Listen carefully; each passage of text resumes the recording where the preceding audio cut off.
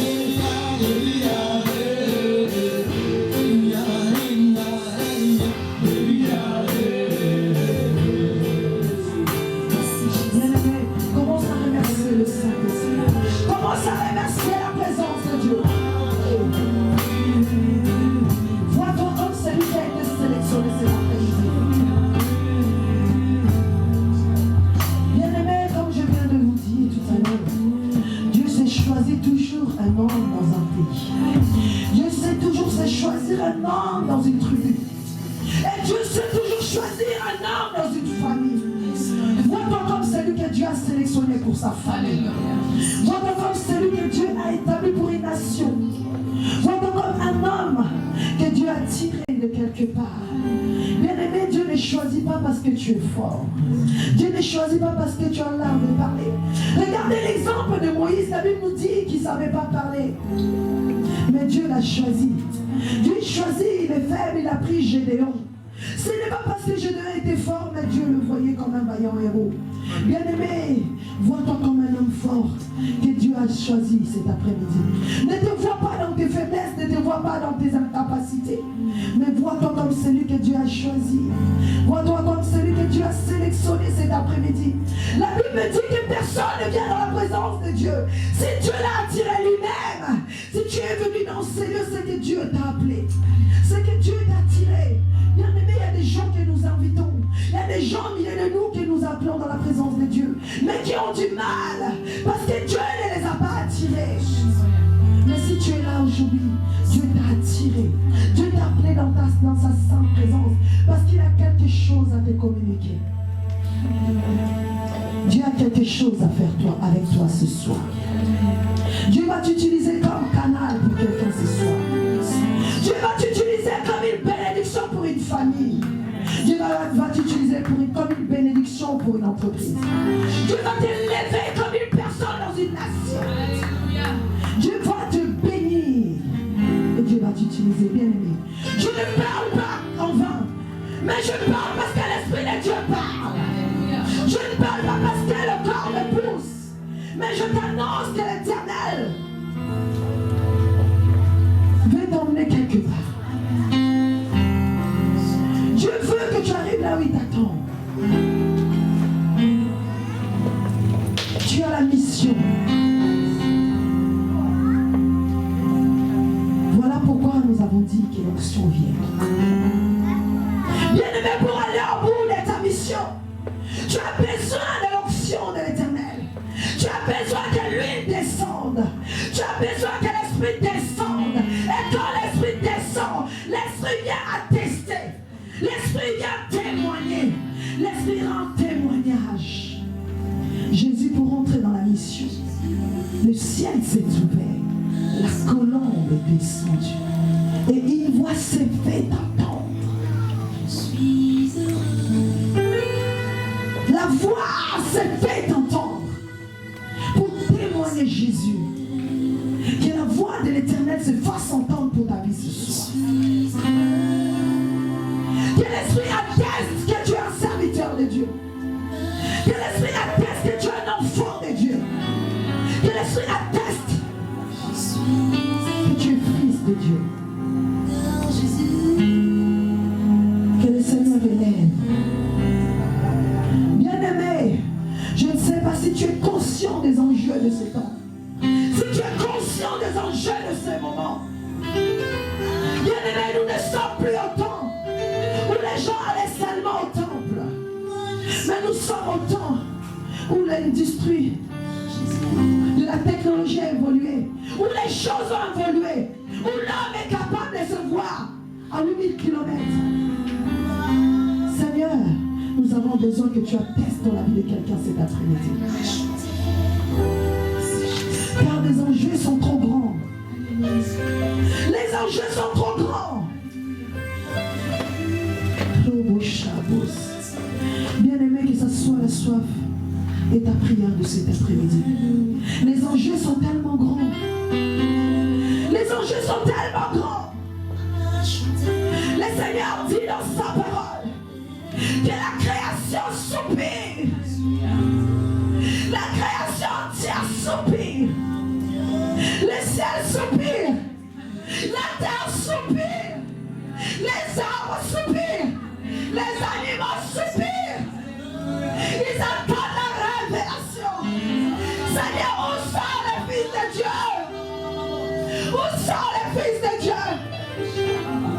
Seigneur, où sont les fils?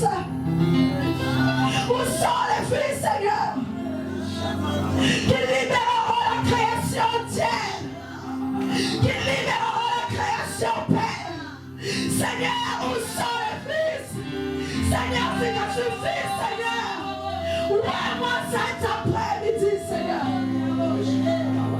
Seigneur, nous voulons accomplir la mission. Mais nous avons besoin de toi devant les nations. Nous avons besoin de toi dans nos familles. Nous avons besoin de toi dans nos quartiers. Nous avons besoin de toi dans la ville. Nous avons besoin de toi, Seigneur, dans le monde. Seigneur, où est les âmes cet après-midi? Où est quelqu'un cet après-midi? Que l'Esprit de Dieu descend sur une âme cet après-midi. Que l'Esprit de Dieu visite quelqu'un cet après-midi. Seigneur, visite cet après-midi. Seigneur, visite une femme cet après-midi.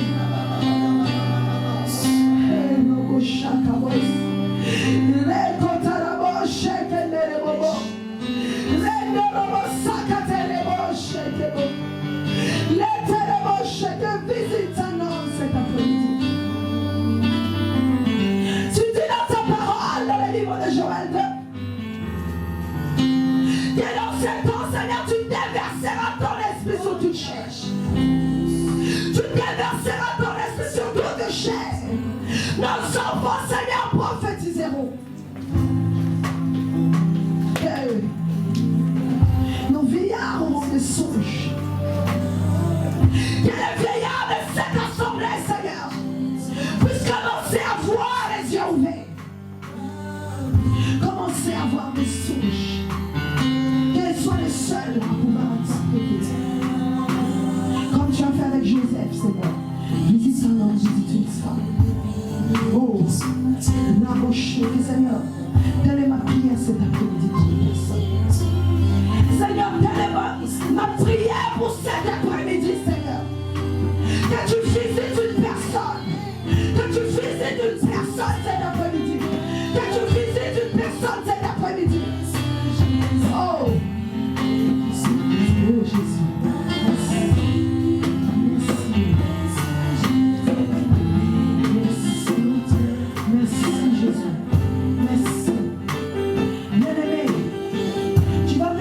Sur ton cœur, parle à Dieu. Je veux que le Seigneur te visite. Par cette parole que le Seigneur te touche. Par cette parole que le Seigneur parle et convainc ton âme. Que le Seigneur convainc ton cœur. Que le Seigneur parle le cœur cet après-midi. Il dit qu'il tient le cœur des rois dans sa main qui te parle, qui te visite. Qui te parle, qui te visite, qui te convainc. La raison pour laquelle il t'a laissé jusqu'à ces jours sur la terre. Qu'il te parle. Qu'il te parle. Qu'il te parle. Qu'il te parle. Qu'il te parle. Oh Jésus. Je te confie ce cœur, mon Dieu. Je te confie ce cœur parce que c'est toi qui parles, les enfants. Seigneur, c'est toi qui appelles l'homme. Tu dis que tu le connais par son nom. Tu l'appelles par son nom. Tu appelles quelqu'un par son nom. Seigneur, qu'ils entendent ta voix. Tes brebis reconnaissent ta voix. Qu'ils entendent ta voix, Seigneur. Merci. Merci, Jésus. Merci, Jésus. Seigneur, je lève ton nom, Seigneur, parce que tu es bon. Merci, Seigneur, tu m'as donné ce temps, Seigneur. Tu as disposé parce que beaucoup sont morts. Beaucoup ont laissé la terre des hommes, mais tu m'as protégé. Tu m'as gardé. Tu m'as préservé. Loin des pièges de l'ennemi. Tu m'as fait passer, tu m'as fait surpasser. Seigneur, les pièges que l'ennemi avait tendus devant moi. Je te bénis, Seigneur, parce que tu m'as choisi dans une famille, dans une tribu, dans un peuple. Seigneur, afin que je me tienne devant l'assemblée de saints. Seigneur, laisse que l'homme, Seigneur, s'éloigne de moi. Que Seigneur, l'homme recule. Que l'homme s'efface.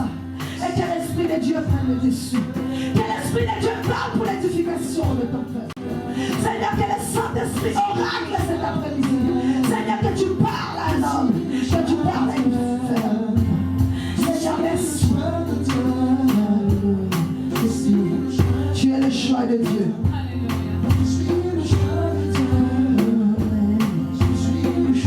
Bien-aimé, est-ce que tu crois que tu es le choix de Dieu?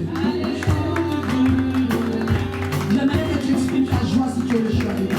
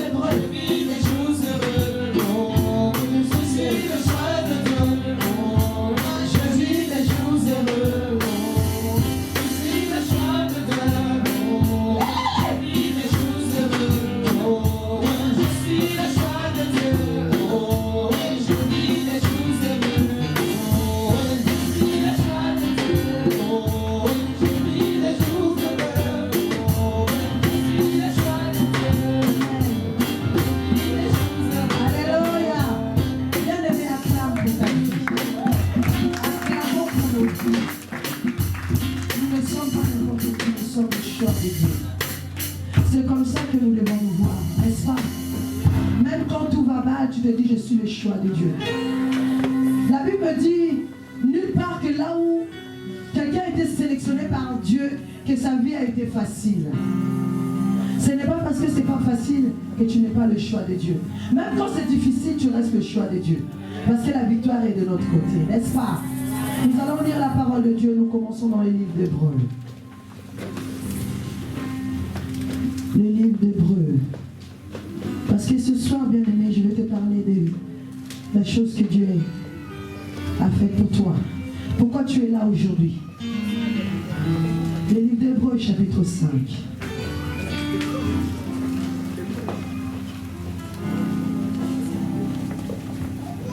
Je te donne en même temps le sous-thème. Nous sommes dans le sacerdoce royal. Nous parlerons du sacerdoce royal. Je suis parmi les rois, n'est-ce pas? Est-ce que je suis parmi les rois? Est-ce que tu te sens roi cet après-midi? Est-ce qu'il y a une reine au milieu de nous? Ah, est-ce qu'il y a des reines? Est-ce qu'il y a des rois? Est-ce que nous sommes un royaume des rois et des reines? Nous allons lire les livres d'Hébreux. Hébreux chapitre 5, le verset 1 à 6. Quand le frère Emmanuel en a parlé, a survolé, je dis, pasteur, non, qu'il ne parle pas. Saint-Esprit, heureusement, le Saint-Esprit est discipliné, n'est-ce pas? Il est discipliné, il sait s'arrêter. Il va vous flasher parce que c'est le même esprit. Mais il s'était arrêté. N'est-ce pas? Voilà le mystère de l'esprit. Nous lisons au verset 1, je peux lire. Je lis d'abord.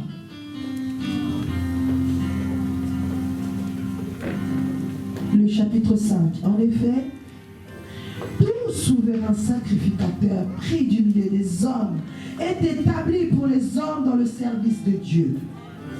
Un homme est choisi au milieu des hommes, mais il a été choisi par Dieu au milieu des hommes pour être sur les hommes. Amen. Mais au service de Dieu, afin de présenter des offrandes et des sacrifices pour les péchés. Il peut avoir de la compréhension pour les ignorants et les égarés, puisque la faiblesse est aussi son partage. Cet homme peut être faible, mais il est choisi par Dieu pour le service de Dieu. Amen. Il peut avoir des compréhensions pour les ignorants et pour les plus de faiblesse pour son part. Et aussi son partage. Et c'est à cause de ses faiblesses qu'il doit offrir des sacrifices pour ses propres péchés, comme pour ceux du peuple. N'est-ce pas? Le souverain sacrificateur à l'époque, il était choisi au milieu de son peuple. Quand il offrait les offrandes, il n'offrait pas seulement pour le peuple, mais il offrait pour lui également, n'est-ce pas?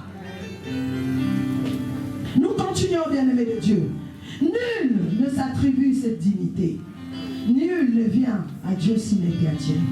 Nul ne s'attribue cette dignité s'il n'est appelé de Dieu, comme le fut Aaron. Et Christ ne s'est pas non plus attribué la gloire de devenir souverain sacrificateur, mais il attient de celui qui lui a dit: tu es mon fils, je t'ai engendré aujourd'hui. Comme il dit encore ailleurs, tu es sacrificateur pour toujours, selon l'ordre de Melchisédek. Amen. Nous sautons, nous allons au chapitre 7. Nous lisons le verset 18 à 26. Il y a aussi abolition d'une ordonnance antérieure à cause de son impuissance. Bien aimé, là où le sacrificateur, le souverain sacrificateur offrait les sangs d'animaux, la Bible dit qu'il y a eu abolition parce que cela était imparfait. Il a fallu que nous rentrions dans l'ère où les choses sont parfaites. Oh, j'ai aimé cette partie, tu ne pouvez pas imaginer. Il y a aussi abolition d'une ordonnance antérieure à cause de son impuissance et de son inutilité. Car la loi n'a rien amené à la perfection. Et introduction d'une meilleure espérance par laquelle nous nous approchons approchons de Dieu. Et cela n'a pas eu lieu sans serment. Bien aimé, dans cette abolition, il y a eu serment. Là où le souverain sacrificateur ne pouvait prêter serment. Mais dans cette terre, il y a eu serment. Amen. Mais, sacrificateur sans serment. Mais Jésus l'est devenu avec serment par celui qui lui a dit. Le Seigneur a juré et il ne se repentira pas. Tu es sacrificateur pour toujours. Selon l'ordre de Melchisedec, Jésus est par cela le même, le garant d'une alliance plus excellente. De plus, il y a eu les sacrificateurs en grand nombre, parce que la mort les empêchait d'être permanents. Mais lui, parce qu'il demeure éternellement, possède un sacerdoce qui n'est pas transmissible. C'est aussi pour cela qu'il peut sauver parfaitement ceux qui s'approchent de Dieu par lui, étant toujours vivant pour intercéder en leur faveur. Il nous convenait en effet d'avoir un souverain sacrificateur comme lui, saint, innocent, sans tache, séparé des pécheurs et plus élevé que les cieux, qui n'a pas besoin, comme souverain sacrificateur, d'offrir chaque jour des sacrifices, d'abord pour ses propres péchés, ensuite pour ceux du peuple.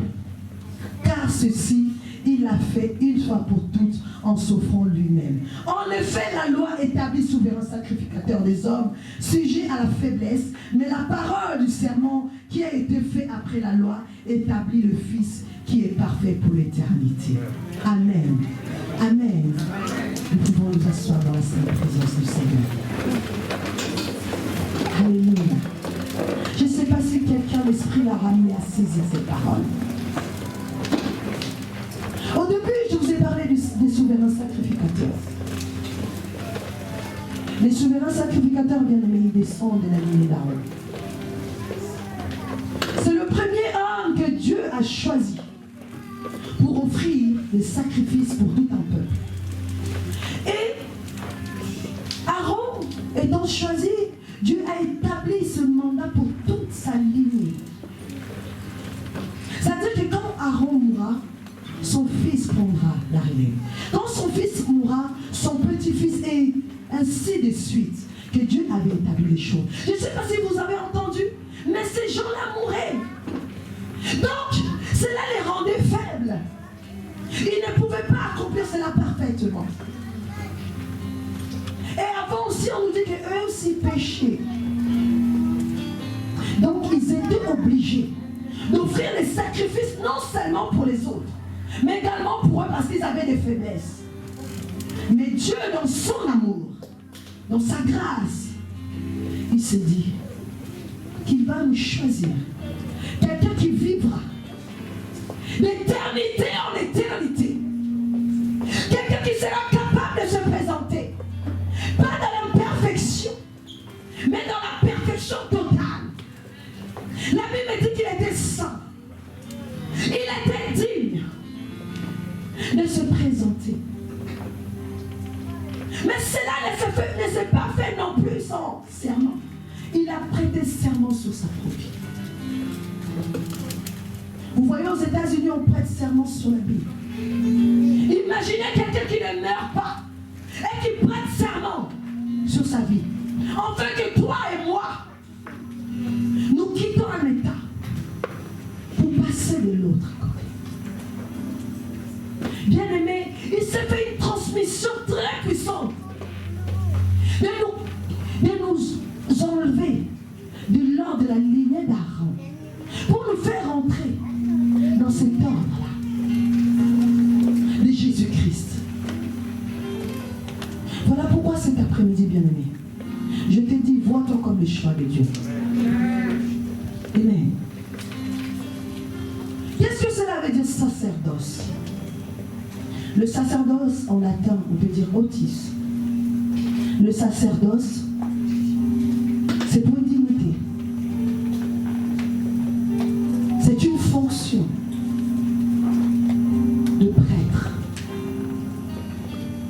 de quelqu'un qui ramène des offrandes, de quelqu'un qui ramène des sacrifices à Dieu. Le sacerdoce, c'est quelqu'un qui exerce auprès de Dieu un travail. C'est ça le sacerdoce. Et aujourd'hui, bien aimé, pour que toi et moi nous puissions parler de sacerdoce, nous allons retourner un peu en arrière. Comme je vous ai dit, le sacerdoce n'était pas pour tout le monde. C'était une sélection de Dieu. C'est-à-dire dans les enfants d'Israël, Dieu s'est choisi une tribu. Il s'est choisi un peuple. Il s'est dit, bon, dans cette assemblée, par exemple, nous sommes là, il s'est choisi une famille. Il dit, telle famille vont toujours être là pour le sacrifice. Et au milieu de cette famille, il y a une seule personne qui rentrera dans le lieu très saint. Et dans le lieu très saint, c'est là où il y avait la présence de Dieu. C'est-à-dire les autres membres de la famille qui exerceront et resteront dans le lieu saint. Ils vont prendre les sacrifices et le souverain sacrificateur, à celui qu'on a taché le pied avec un fil. Parce que cet homme-là, vous savez, il était obligé d'être saint avant de rentrer dans le lieu très saint. Parce que si tu rentrais, comme on nous a dit au départ, si tu avais des péchés, tu mourrais dedans. Et on était obligé de te tirer par ce fil pour sortir ton corps. Et à ce jour, toi et moi, si nous regardons bien, nous ne sortons pas de la lignée d'Aaron. Nous ne descendons pas de la lignée d'Aaron. Nous ne méritons pas cela. Mais comment nous sommes arrivés à là? Il y avait une lignée dans la Bible. C'était la tribu de Lévi. C'est de cette tribu que descend Aaron. Quand on parle du sacerdoce royal, il y a deux mots. Il y a sacerdoce et il y a la royauté. Et dans le temps ancien, les sacerdoces étaient pour la tribu de Lévi et la royauté, c'était pour la tribu de Juda. Comment ces deux tribus ont pu fusionner ensemble quand on nous parle du sacerdoce et quand on nous parle de la royauté en même temps? Et nous, aujourd'hui, nous parlons du sacerdoce royal. À l'époque, ça ne pouvait pas se marier. Un roi ne pouvait pas aller de lui-même, aller dans le temple et aller offrir et rentrer dans le lieu très saint. Non. Et vice versa. On ne pouvait pas. Mais il y a eu dans la Bible aussi quelqu'un qui était capable.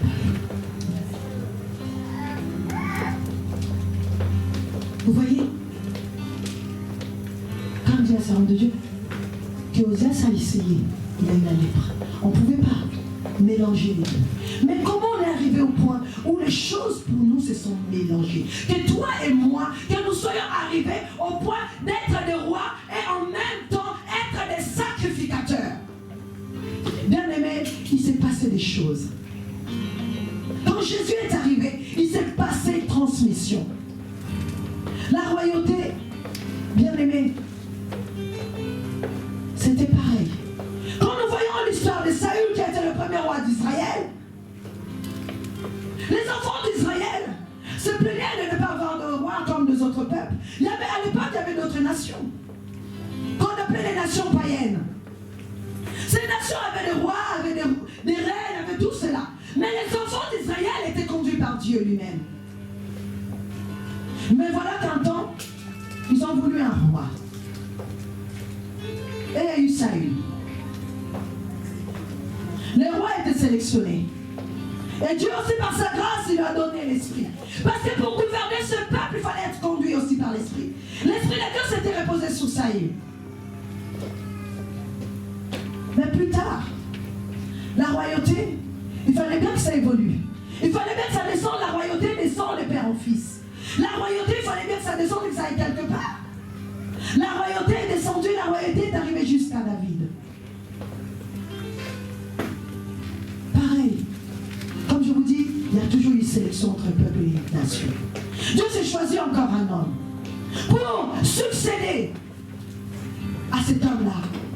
Ça sera David, qui viendra de cette lignée. Et si vous suivez bien, notre Seigneur Jésus-Christ est également, on l'appelle fils de David. Jésus-Christ descend de la lignée de Judas. Il est de la tribu de Judas. Donc Jésus-Christ était dans la royauté également. Donc Jésus-Christ n'était pas de Lévi. Jésus-Christ n'était pas de Lévi non plus. Il était de la lignée de Judas. Donc il détenait déjà quelque part la royauté. Il était dans cette lignée de royauté. Mais comment la Bible nous dit encore Jésus-Christ? Il est souverain sacrificateur. Voilà encore quelque chose de mystérieux. Bien-aimé de Dieu, Jésus-Christ étant de la lignée de Judas, mais il avait quelqu'un dans sa famille qui était de la lignée de Lévi. C'était Jean-Baptiste. Jean-Baptiste était de la lignée des Lévites. Donc il y avait un de la famille qui était de ce côté et l'autre qui était de l'autre côté. Bien-aimé, j'aime les choses de Dieu. Parce que Dieu savait qu'il faut qu'il y ait un moment qui ait symbiose entre les Lévites et entre les Judas. Afin que toi et moi, nous puissions aujourd'hui bénéficier de là. On peut mettre de la royauté seulement. Nous ne pouvons pas nous limiter aux Lévites, mais nous devons fusionner. Afin qu'aujourd'hui, nous puissions vivre ces choses-là, le sacerdoce royal. Il a fallu qu'il y ait cette passation. Il a fallu qu'il y ait cette passation. Là où les choses vont s'échanger. Il y a un jour, Jean-Baptiste était dans le Jourdain. Il baptisait les gens. Les hommes passaient, les femmes passaient. Les hommes passaient, les gens passaient. Mais il y a un homme qui est arrivé. Il s'est dit, celui-là est celui qui vous baptisera de l'Esprit. Jésus-Christ aussi s'approchant. Jean-Baptiste le regardait. Jésus arrivait. Jean-Baptiste le regardait. Jésus arrivait et il demande à Jean-Baptiste, il faut que tu me baptises. Il a fallu que cet homme rentre dans le feu. Il a fallu qu'on le baptise tout comme on te baptise toi. Il a fallu qu'on le baptise comme on baptisait les autres. Il arrive. On le met dans l'eau. Jean-Baptiste l'immerge. Il fait rentrer Jésus la première fois. Il le fait rentrer. Il se relève. Et là, bien-aimé, il y a une colombe qui est descendue du ciel, qui est descendue sur Jésus. Et une voix s'est fait entendre du ciel pour rendre témoignage à Jésus-Christ et attestant qu'il est le Fils bien-aimé. Et c'est là bien-aimé. Pourquoi? Parce que pour être souverain sacrificateur, il y a des choses qu'on fait avant que cette personne devienne souverain sacrificateur. Son père l'immerge dans l'eau. Le roi dit une troisième fois. Et puis le père atteste devant le peuple. Voici mon fils bien-aimé en qui j'ai mis toute mon affection bien-aimée. Il a fallu qu'il y ait cette attestation pour qu'il y ait passation, que Jésus quitte de ce côté et passe de l'autre côté où il était de Judas. Et là, il y a quelqu'un qui l'a introduit dans la tribu de Lévi. Il y a eu cette passation.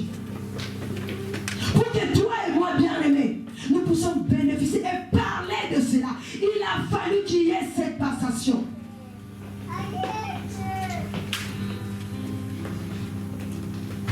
Jésus-Christ est passé de l'autre côté. Il a mis un autre vêtement, le sacrificateur et des rois.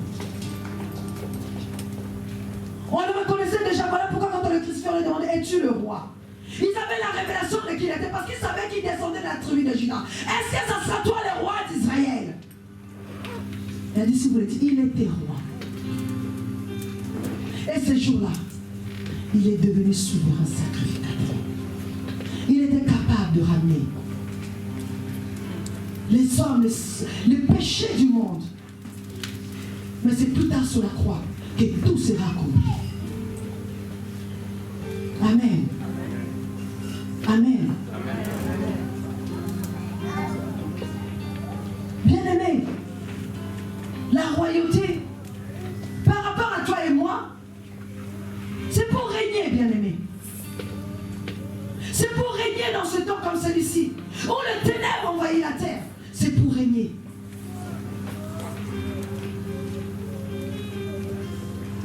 Le sacerdoce, c'est pour rentrer dans la présence de Dieu.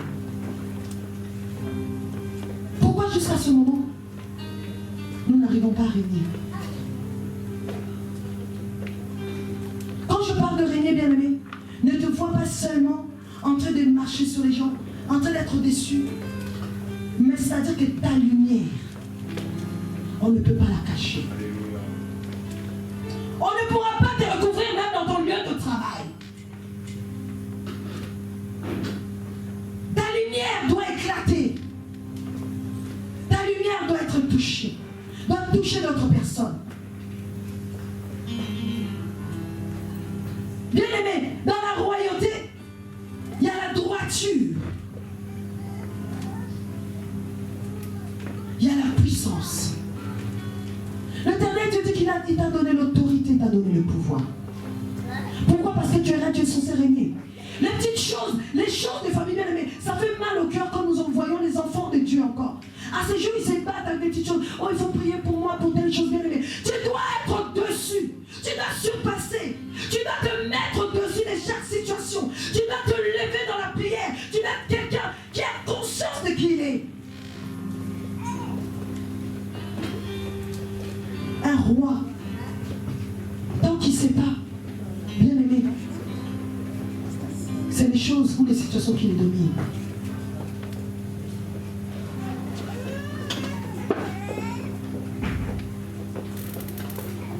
Voilà pourquoi, bien-aimé, et tant que roi, tu as besoin de l'onction. Tu vas être établi cette année. Tu as besoin d'être loin. Tu as besoin que le Seigneur te remplisse et qu'il fasse la différence. Vous pouvez être 10 dans une entreprise, mais toi, tu dois faire la différence. Il y a une sélection.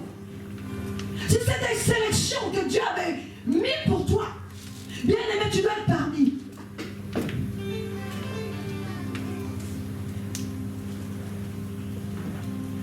Bien-aimé, j'aime l'histoire de David. Dans le livre de Samuel 16, bien-aimé, vous pouvez lire l'histoire de David. David était au milieu de ses frères. Mais David a été sélectionné parmi ses frères. Bien-aimé, peut-être vous êtes né à 10 dans une famille. Vous êtes né à 8 dans une famille. Mais toi, Dieu t'a sélectionné parmi les 10. Dieu t'a choisi parmi les 10.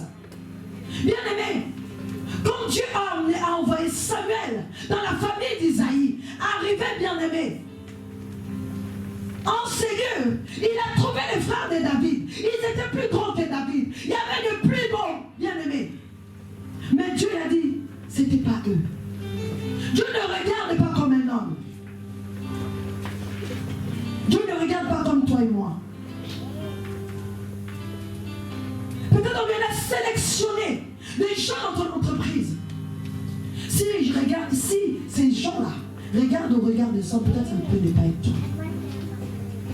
Peut-être parce que tu n'as pas les qualités, les potentiels qu'il faut. Pasteur, le dimanche, parce que quand tu as dit qu'au milieu de ton cabinet, on t'a choisi toi. Ce n'est pas parce que tu étais meilleur que les autres, mais c'est parce que Dieu t'a sélectionné parmi les autres. Dieu ne te sélectionne pas à la manière de l'homme. Dieu ne t'appelle pas comme les hommes appellent.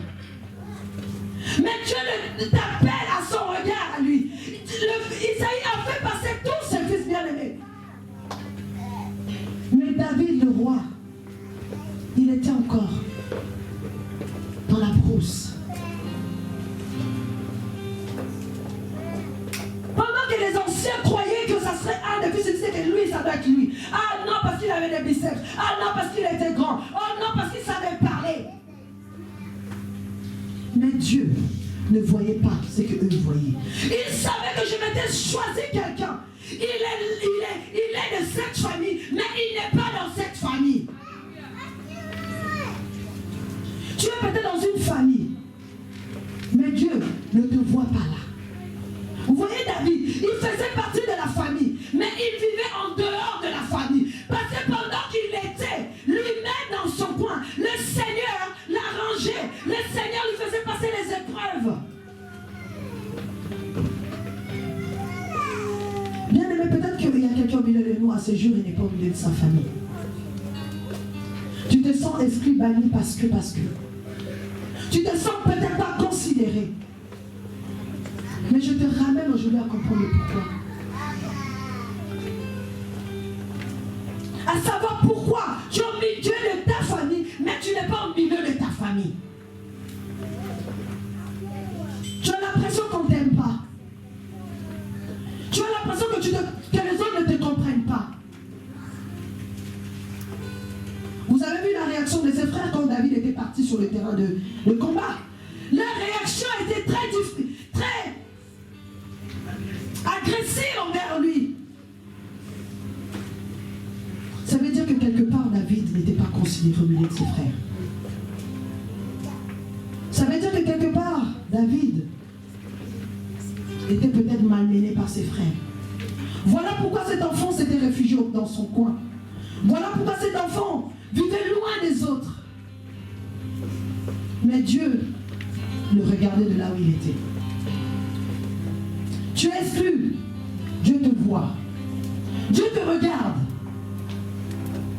Et il te prépare dans le secret. Mais par cela, Dieu dira à Samuel que le fils n'est pas là. Samuel, par l'esprit, dit au papa, est-ce que tous seulement tes enfants? Le père, il se souvient maintenant. Ah oui, il y a un dernier, il n'est pas là. Même lui, il avait d'abord commencé par présenter les autres. Parce qu'il était fier d'eux. C'est des gens qui avaient, ils avaient de la renommée, c'est des gens qui ont combattu, c'est des gens qui combattaient auprès du roi, c'est des gens qui étaient reconnus. Mais David n'était pas connu. Et c'est là que David va faire son entrée. David fera son entrée dans la famille. Et l'Esprit dira que voici, c'est lui que je me suis choisi. Bien aimé, ces jours-là, toi aussi tu rentreras dans ta famille. Et l'Esprit dira que voici,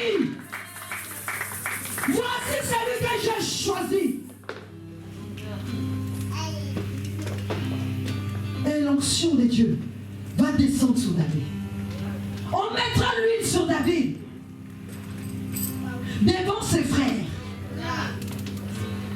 Les gens qui pensaient que, les gens qui croyaient que, parce que je connais le roi, parce que je mange avec le roi, parce que je vis, je combats, mais ces jours-là, Dieu ne fait pas les choses à moitié.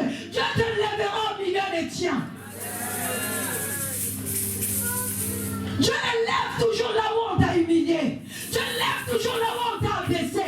Dieu lève toujours là où on t'avait insulté. C'est là où Dieu va s'élever. Dieu avait élevé David au milieu de ses frères. Parce que, vous savez, j'aime bien les choses de Dieu. Vous savez, quand Samuel arrivait déjà, il savait déjà que sa présence annonçait quelque chose. Et la chose s'annonçait dans la famille d'Isaïe. Bien aimé, les choses d'aujourd'hui annoncent quelque chose. Je vous assure que les ténèbres que nous vivons actuellement annoncent les choses à venir. Les choses que nous attendons aujourd'hui annoncent les choses à venir. Ce thème-ci annonce les choses à venir. Les choses à venir. Et quand on le voit devant ses frères bien-aimés, le roi, pas seulement pour régner dans sa famille, mais pour régner dans un peuple. On le roi comme roi, bien-aimé. Ils ne savaient pas qu'il y avait la royauté dans leur famille. Bien-aimés, nous sommes les rois et les reines de nos familles. N'est-ce pas, il y a des rois et des reines des familles. Bien-aimés, je peux être la dernière. Moi, je suis après moi, il y a 2 personnes.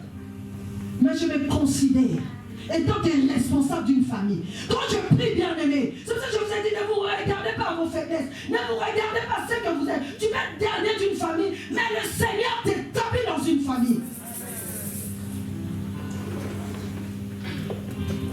David, il était le roi de cette famille. C'est lui qui allait les introduire dans le palais royal.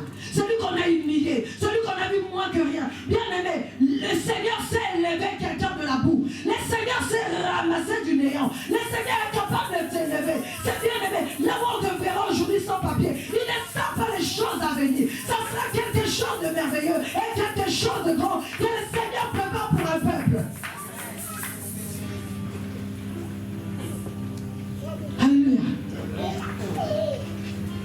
Bien-aimé, pendant que j'étais en train de préparer ce message, laisse-moi te dire quelque chose. Tu as dit quelque chose la dernière fois également. Que le Seigneur, quand tu es allé en Côte d'Ivoire, que Dieu a permis que tu rentres dans un cabinet également, qu'on puisse te prendre là-dedans. Laisse-moi te dire maintenant, même si on ne t'accepte pas encore en France, il faut que la Côte d'Ivoire t'accepte. Il faut que tu sois établi d'abord dans ton peuple. Il faut que ton peuple d'abord te reconnaisse. Pour que le Seigneur t'amène à l'échelle internationale. Bien-aimé, la royauté, ce n'est plus l'onction royale. Ce n'est pas Seigneur au niveau national. Ce n'est pas au niveau de ta tribu. Mais c'est au niveau international. Mais avant que les autres te reconnaissent, il a fallu d'abord l'onction dans sa famille. Dieu doit te lever d'abord au milieu de tien. Dieu doit d'abord te lever au milieu de tien. Il faut que Dieu t'établisse dans ta nation. Il faut que Dieu te fasse asseoir dans ta nation. Il faut que Dieu te lève en Côte d'Ivoire. Il faut que Dieu te lève dans ton peuple. Enfin qu'il te lève ici en Occident et partout dans le monde. Bien-aimé, ça doit être ta prière. Dieu te lève d'abord au milieu de ta famille. Si Dieu commence à te faire asseoir, bien-aimé, c'est parce qu'il te ramènera quelque part d'autre. Si Dieu ne te fait pas asseoir au niveau de ton peuple, bien-aimé, ça sera difficile pour les autres de t'accepter. Que Dieu nous fasse asseoir au milieu de nos peuples. Que Dieu nous fasse asseoir au niveau de nos familles. Je dis merci à Dieu. Je l'ai refusé, mon mari est là. J'ai refusé d'être dans ma famille. Que Dieu me fasse asseoir. Il y a un moment, j'étais emmenée, mais je commençais à avoir peur. Mais j'ai compris, non. Dieu, tu dois me faire asseoir au milieu des liens. Là où les décisions se prennent. Là où les choses se passent, c'est chez moi. Il fallait que Dieu me fasse asseoir. Ce n'est pas parce que, et quand tu comprends cela, ce n'est pas une question d'orgueil, c'est une responsabilité que Dieu te donne. Mais l'élever de nièce, c'est une responsabilité devant Dieu.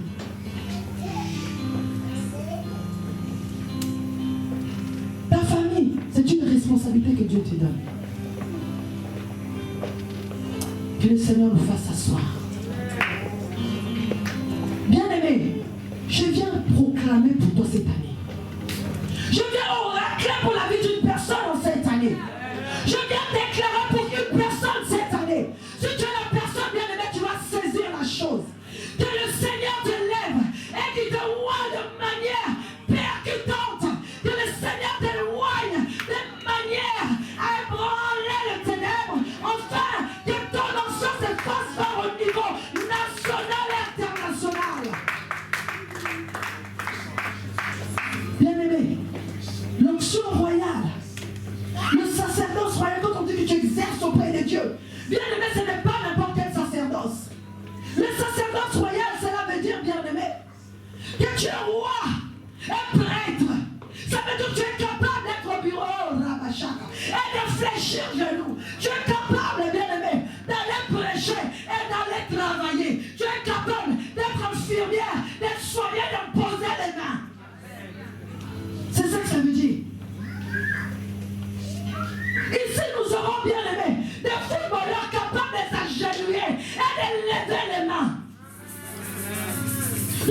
nous avons des femmes de ménage capables de nettoyer et de même en même temps parler à l'homme.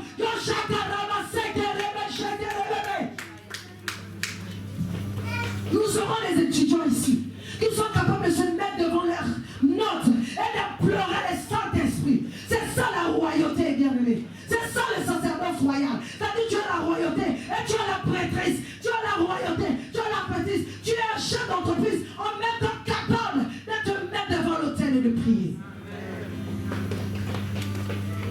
Bien-aimé, des soignants capables de soigner les gens et de prier pour les gens. Voilà les défis de ce temps. Les défis de ce temps, bien-aimé, c'est d'avoir des rois et des prêtres. D'avoir des gens qui travaillent et qui prient. Des gens qui sont capables d'offrir des holocaustes et de travailler en même temps, bien-aimé. On doit avoir des chefs d'entreprise dans ces lieux. De créer de l'emploi et de prier pour ceux qui n'en ont pas.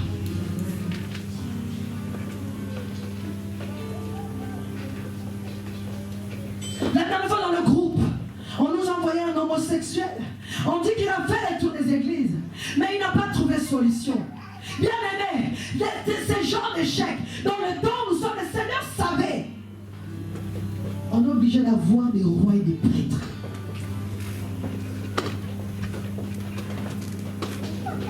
On est obligé d'avoir quelqu'un qui est en même temps psychologue et qui est en même temps prophète.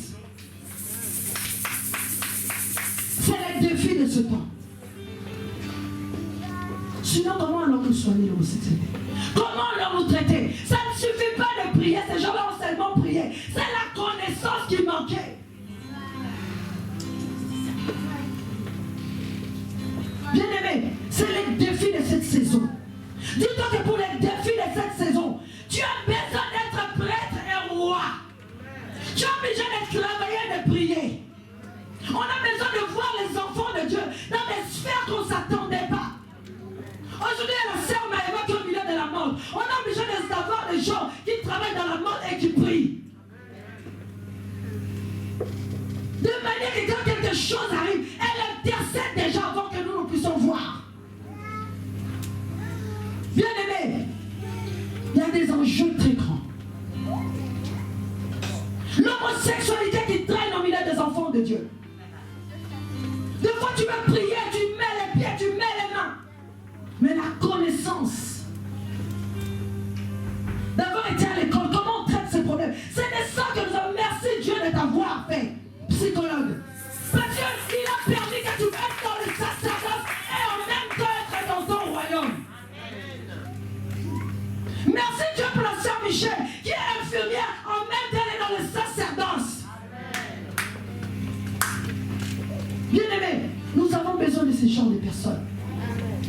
Ma soeur Charlotte qui est soignante, en même temps, elle est dans le sacerdoce. Elle sait que dans tel sujet, je suis capable d'aller faire, de changer une personne. Mais en même temps, je vois une situation bizarre. De prier pour la personne. Vous croyez que Dieu nous envoie quelque part en vain? Non, bien aimé. À chacun de nous, il a donné un métier particulier. À chacun, Dieu a donné un royaume particulier sur quoi régner. À chacun, Dieu a donné une portion de terre là où tu dois régner. Il y a d'autres qui régneront dans le milieu des affaires. Il y a d'autres qui régneront dans le milieu de la santé. Il y a d'autres qui régneront dans le milieu associatif. Il y a d'autres qui régneront dans le milieu du nettoyage. Mais nous devons faire la différence. Nous devons des prêtres et des rois. Bien-aimé, j'aimerais que tu saisisses. Que ce message ne soit pas compliqué pour toi. Mais tu comprends juste le but. Comment tu dois fonctionner. Tu dois te dire que là où Dieu m'a établi dans mon travail, voilà mon royaume, là où je règne. Tu es au travail. Est-ce que tu fléchis les genoux des fois pour ton travail? Pries-tu pour le travail, pour tes supérieurs? Si tu crois à la royauté, quand je te parle de la royauté, tu vois un peuple, tu as comment dire, un raisonnement un peu limité, tu ne comprendras pas. Maintenant, il n'y a pas toujours des monarchies.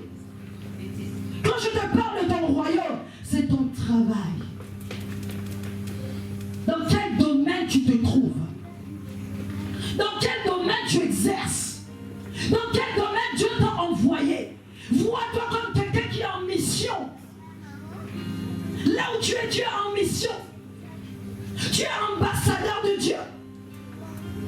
Pendant que les autres vont prier pour leur contrat, toi tu seras en train de fléchir genoux. Tu ne marches pas comme tout le monde. Tu ne vivras pas comme tout le monde. Tu fais un poste. Toi tu vas aller devant l'autel. Toi tu vas fléchir genoux. Tu vas prier à l'Éternel. Seigneur, ouvre-moi une porte. C'est comme ça que nous devons fonctionner en tant qu'enfants de Dieu. Je bénis Dieu jusqu'à là en 2022 qui m'a emmené à comprendre tout cela. Il me parlait avec par portion. Il me faisait comprendre par palier. Mais pourquoi je t'ai ramené dans ces lieux-là? C'est pour que tu règnes dans ces lieux-là. Il faut que tu règnes dans ces lieux. Imaginez-vous quelqu'un qui rentre dans son cabinet. Est-ce que c'est un cabinet comme tous les autres cabinets? Mais non, bien aimé. Il y a d'autres, c'est pour ça qu'on dit qu'il y a d'autres qui rentrent, ils étaient mal, mais là-bas ils vont guérir. Parce que c'est un lieu où des fois il y a une prière dedans. C'est un lieu qu'elle a consacré. C'est un lieu peut-être qu'elle a moins. Toi dans ton bureau, pourquoi tu ne pries pas dedans?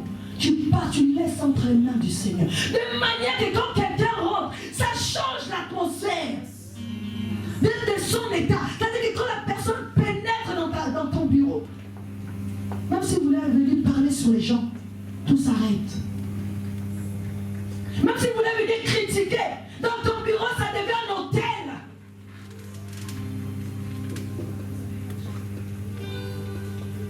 Nous les soignants, avant d'entamer son travail sur Charlotte, tu prends le temps de prier. Enfin que tu ne commets pas d'erreur. Que tu ne fasses pas n'importe quoi. Et qu'un accident ne t'arrive pas sur le travail. C'est ça, être sacrificateur et roi. C'est-à-dire après t'être changé, tu commences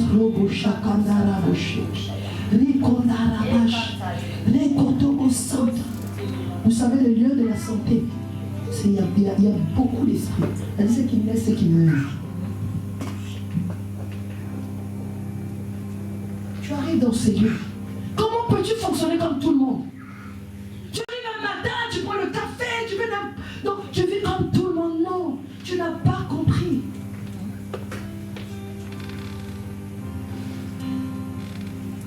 La sœur Maëva, avant les défilés, quand tu commences à prier, d'une manière qui n'arrive pas quelque chose de mal. Parce que tu es souverain sacrificateur de ton royaume. Tu es celui qui ramène les offrandes devant le trône de Dieu. Pour cette entreprise-là, c'est toi que Dieu a mis. Ne crois pas que ce sera n'importe qui. C'est toi que Dieu a établi. C'est toi que Dieu a établi dans ton royaume. C'est toi que Dieu a appelé. C'est toi que Dieu a oint pour garder les enfants d'autrui. Tu vois qu'il faut quoi? Quand on vient d'imposer les mains, non, Dieu t'a établi. On verra que tu n'es pas une nounou comme les autres. On verra que toi, quand les enfants sont avec toi, ils sont bien, ils sont calmes, ils sont apaisés. Parce que tu n'es pas n'importe qui. Pendant que toi tu laves ces enfants, tu pries pour eux. Seigneur, que ce soit des enfants sages, que ce soit qu'ils soient une bénédiction pour leurs parents. Seigneur, que ces enfants-là, parce qu'ils sont passés entre mes mains, Seigneur, impacte leur vie. Qu'un jour, ils parlent de mon Seigneur, parce que je les ai touchés, parce que je les ai lavés. Seigneur, souviens-toi, tu commences à intercéder. C'est des âmes bien-aimées. Ne les vois pas comme un enfant un jour. À cause de la prière que tu as faite, cette personne parlera de Jésus-Christ. Sois le roi de ton royaume. Exerce ta mission. Auprès de la famille, exerce ta mission. Que l'échec, l'abandon ne t'affecte pas. Que la non-considération ne t'affecte pas. Parce qu'il y a des gens, si aujourd'hui font leur témoignage, tu seras étonné. Ce n'était pas forcément des gens considérés. Ce n'était pas forcément les gens que le monde avait considérés. Peut-être le monde les avait déjà rejetés. Mais Dieu qui regarde dans le secret les avait vus. Et les a établis. Pas pour eux, mais pour enseigner à tout un peuple. Parce que notre Dieu fonctionne comme ça. Que cette parole fasse du bien à une âme. Que cette parole relève une personne. Et que la personne comprenne la mission pour laquelle tu es sur la terre. La raison pour laquelle Dieu te laisse en ces temps où les enjeux sont grands. Que le Seigneur soit élevé et soit béni au nom du Seigneur.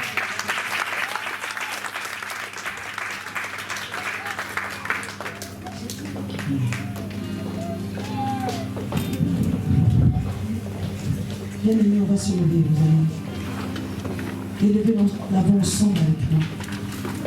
Nous allons remercier le Seigneur. Parce que si tu as envie, tu as compris la raison pour laquelle tu es là. Si tu es là dans ce lieu, tu as compris aujourd'hui pourquoi. Si Dieu t'a donné un métier, tu as compris pourquoi. Si Dieu t'a appelé ou t'a parlé, voilà. Je demande au Seigneur cet après-midi de parler au cœur. Que les gens comprennent le sens de leur vie. Rarement, le Seigneur ne t'a pas mis dans la police en vain. De là où tu travailles, le Seigneur attend de toi quelque chose. Auprès de tes collègues, le Seigneur attend de toi quelque chose. Sois roi et sacrificateur. Que le Seigneur t'utilise dans la police. Que le Seigneur t'utilise là où tu es. Afin d'attirer plusieurs. À cause de ta prière. Papa, n'hésite pas, quand tu mets ta tenue, de prier. À chaque fois que tu sors en mission, prie. Une fois que tu mets pied dans ton lieu de travail, prie, papa. Prie. Que le Seigneur